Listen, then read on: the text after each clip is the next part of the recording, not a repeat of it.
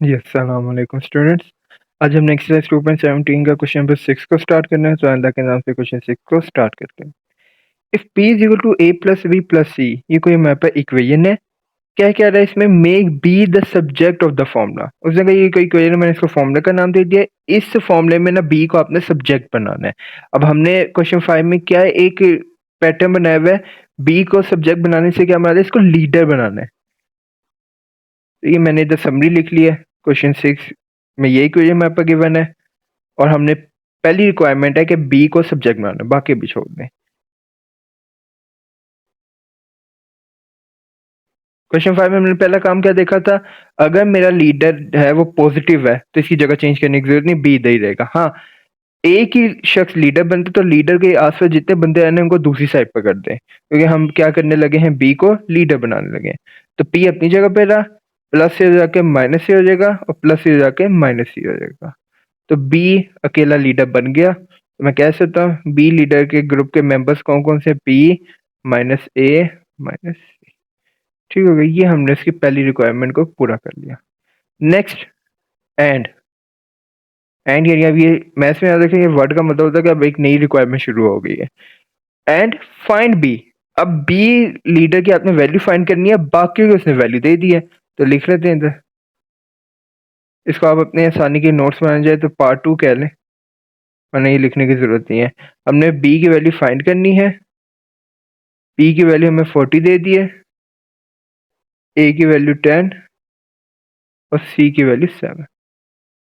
तो जो ऊपर इक्वेशन है ये इसी को हम इस्तेमाल करेंगे, जो कि क्या है, P B is equal to P minus A minus C J. P की वैल्यू हमारे पास क्या आ जाएगी, 40 माइनस ए की वैल्यू हमारे पास क्या है, 10 और सी की वैल्यू क्या है, 7। कल ये जो माइनस वाली वैल्यूज है इनको सॉल्व करें, माइनस माइनस प्लस, ये हो गया माइनस 70। 40 में से 70 माइनस कर दें, कितना आएगा, 23। तो ये बी के मेरे पास क्या आ गई, वैल्यू आ गई। तो सब्जेक्ट बनाने से मुराद ये नहीं बी की वैल्यू फाइंड करनी है, बी को लीडर बना देना है। ठीक है, वहां में बी की वैल्यू फाइंड करने के वो हमें बाकी की वैल्यू दे दिया करेगा। लीजिए आइए नेक्स्ट पार्ट करते हैं। क्वेश्चन 7 है, ये मेरे पे कोई इक्वेशन है, इसमें एच को क्या बनाना है, सब्जेक्ट बनाना। ठीक है, ऑल्सो फाइंड अभी छोड़ दें, पहले आए इसमें एच को लीडर बना देते हैं।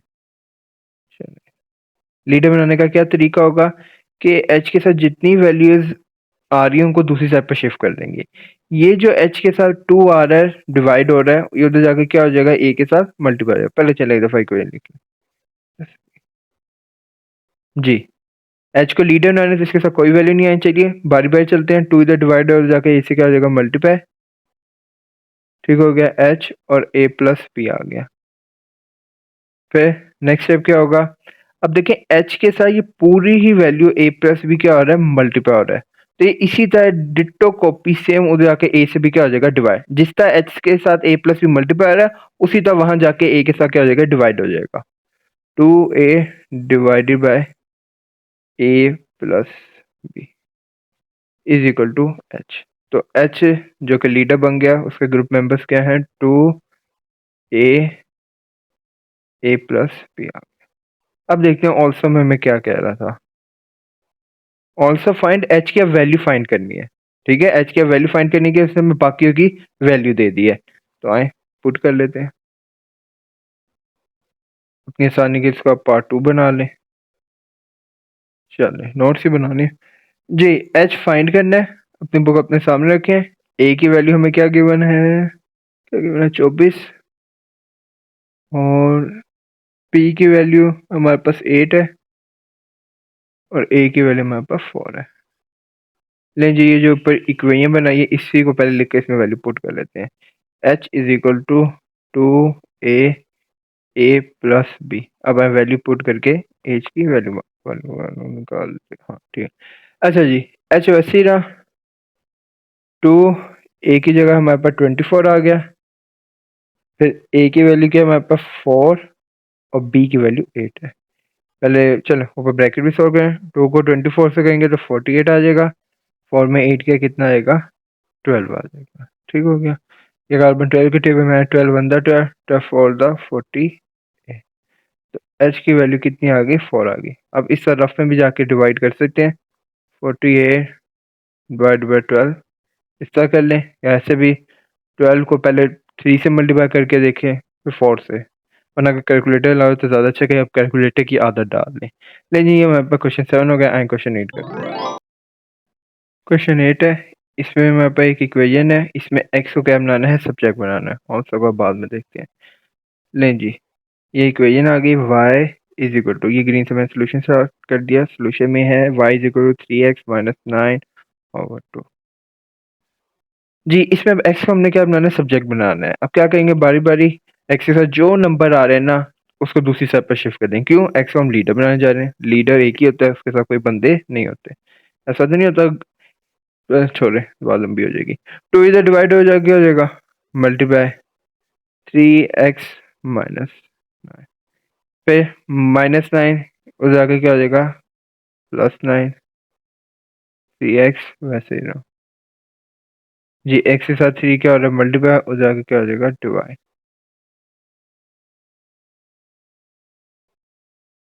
अब कल आपको अगर याद हो ना हो तो मैंने अब याद करवाना है। क्या भला बात, 2y पहले लिख तो लूँ। वालबम वो क्वेश्चन 5 का ये पार्ट नंबर, हाँ 6 था। पार्ट नंबर 6 का अगर आप जाके सोल्यूशन देखें ना तो वहां से आपको याद आ जाएगा, नहीं भी याद है तो मैं बता दूं। देखिए 3 को अब इन दोनों के नीचे लेदर तब लिखेंगे जब ऊपर वाला कोई नंबर 3 से डिवाइड हो रहा हो। क्या 2 3 से डिवाइड हो रहा है, मैं कहूँगा नहीं। क्या 9 3 से डिवाइड हो रहा है, जी हो रहा है। तो अब फायदेमंद बात यह है कि 3 को दोनों के नीचे लेदर लेदर करके लिख लें। क्यों, क्योंकि इससे, क्योंकि कोई एक नंबर 3 से डिवाइड हो रहा है, वो कौन सा है, 9 है। तो आज अगर यहाँ 9 की जगह क्या होता, 10 होता, तो 10 तो नहीं 3 से डिवाइड हो सकता था। तो फिर 3 को इन दोनों के नीचे सेपरेट करने का कोई फायदा नहीं है, लेकिन चूंकि 9 आ रहा है तो लिख सकते हैं। तो x is equal to 2y/3 और 3 बंदा 3 3 3 9 3 आ गया। ठीक हो गया, ये मेरी पहली रिक्वायरमेंट पूरी हो गई। अब देख लेते हैं ऑल्सो भी लिखा होता है वो क्या है। Also find value of x, x की वैल्यू क्या करनी है, फाइंड करनी है। y क्या है, 3 है। ये तब ब्लर कैसे हो गया, चलो कोई नहीं। x की वैल्यू फाइंड करनी है, इसको सेकंड रिक्वायरमेंट बना ले, अपने नोट्स बना ले। x की वैल्यू फाइंड करनी है और y हमारे पास 3 है। तो आए पुट कर लेते हैं इस इक्वेशन में। पहले इक्वेशन लिख लें, x is equal to 2y/3 plus 3। चले x 2y की जगह हमारे पास क्या आ जाएगा, 3/3 प्लस 3। ये जो हो जाएगा 2 3 6/3 प्लस 3। जी 3 1 3 3 2 6, फिर आ जाएगा 2 plus 3 which is equal to. ले जी, ये हो गया क्वेश्चन नंबर 8 भी अल्हम्दुलिल्लाह कंप्लीट हुआ। तो बस आज का लेक्चर यहीं भी एंड करते हैं, क्योंकि ये तीनों सवाल हैं मिलते जुलते थे, तो मैं कहा ये एक साथ हो जाए तो ज़्यादा अच्छा है। क्वेश्चन 9 थोड़ा सा बस डिफरेंट है, वरना वो भी कोई मुश्किल नहीं है। उसमें बस एक ही रिक्वायरमेंट नहीं है, डायरेक्ट बस उसने कह दिया कि फाइंड कर दें वाई। तो इसको नेक्स्ट लेक्चर में डील करेंगे। नहीं जी, अल्लाह हाफिज़।